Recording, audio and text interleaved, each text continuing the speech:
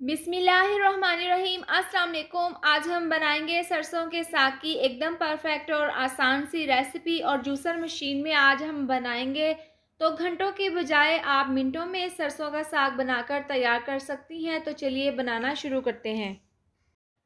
साग बनाने के लिए हमने यहाँ पर पालक और साग लिया है और पालक का वज़न है 2 किलो और साग का वज़न है 2.5 किलो। इन दोनों को हमने बिल्कुल बारीक इस तरीके से काट कर खुले पानी में इनको अच्छे से हमने धो लिया है। धोने के बाद हम क्या करेंगे, एक खुली सी बड़ी कढ़ाई ले लेंगे और इसके अंदर हम ये साग और पालक डाल देंगे।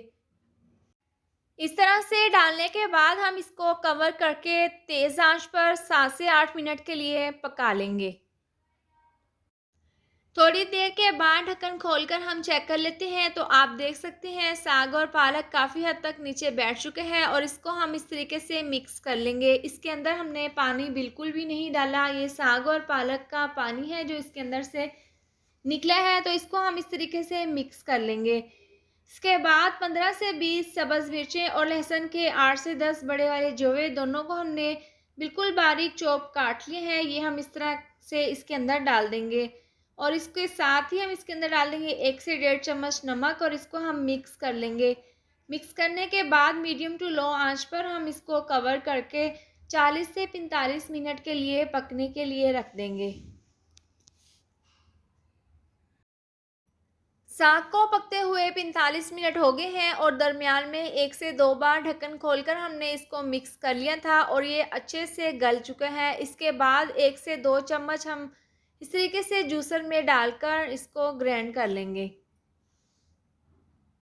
अब साग को जूसर जग में डालकर इस तरीके से चंद सेकंड के लिए आपने चलाना है। यहाँ पर ज़्यादा इसको ग्राइंड नहीं करना। तो इस तरह से बाकी का जो तमाम साग है उसको भी हम हल्का सा ग्राइंड कर लेंगे। साग को ग्राइंड करने के बाद हमने एक रायता कढ़ाई में निकाल लिया था तो वापस हम उसी कढ़ाई में ये तमाम ग्राइंड किया हुआ साग डाल देंगे। तो मैं आपको यहाँ पर दिखा देती हूँ, ये साग जो हमने ग्राइंड किया है ना तो ये ज़्यादा पतला है और ना ही गाढ़ा, इस तरह का आपका साग होना चाहिए। इसके बाद हम नीचे से चूल्हा जला देंगे और जो इसके अंदर थोड़ा बहुत पानी है इसको हम खुश्क कर लेंगे। इसके साथ ही हम इसके अंदर 2 चम्मच भरकर डाल देंगे मकई का आटा और ये डालकर हम इसको मिक्स कर लेंगे और तेज़ आंच पर साग को हम 5 से 6 मिनट के लिए पका लेंगे।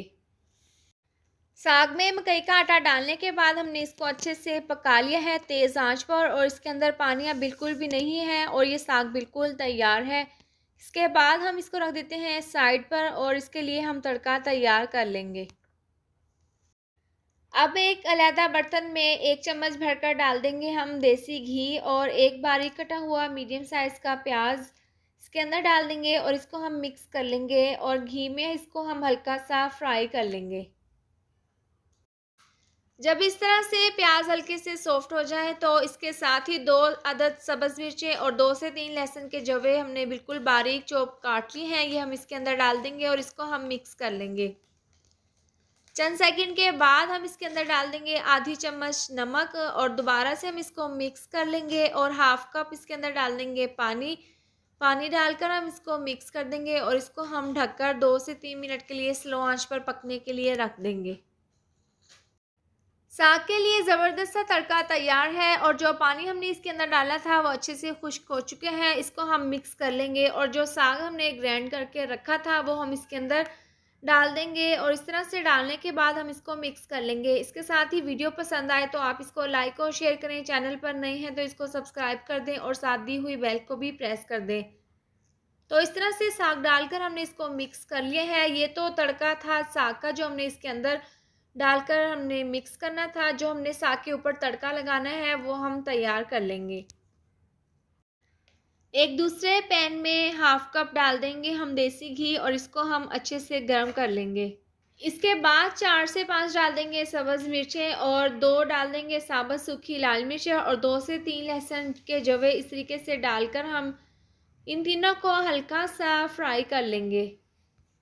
इस तरह से हल्का सा कलर आने के बाद हम ये तड़का लगा देंगे साग के ऊपर। आप इसकी लुक चेक कर सकते हैं कितना ज़बरदस्त ये साग बनकर तैयार हुआ है और बहुत ही आसानी के साथ हमने इसको तैयार किया है। आप अपने घर पर इस तरह से ज़रूर ट्राई करें।